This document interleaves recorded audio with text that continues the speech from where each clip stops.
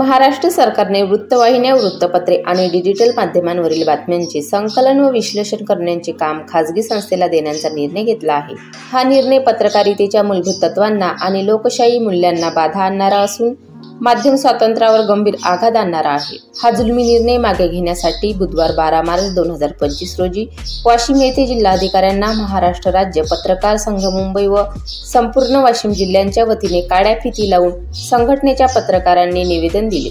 हा जुलमी निर्णय मागे न घेतल्याने महाराष्ट्र राज्य मराठी पत्रकार संघ प्रदेश कार्याध्यक्ष निलेश सोमानी यांच्या नेतृत्वात संपूर्ण जिल्ह्यात तीव्र असे लेखणी बंद आंदोलन करण्यात आले.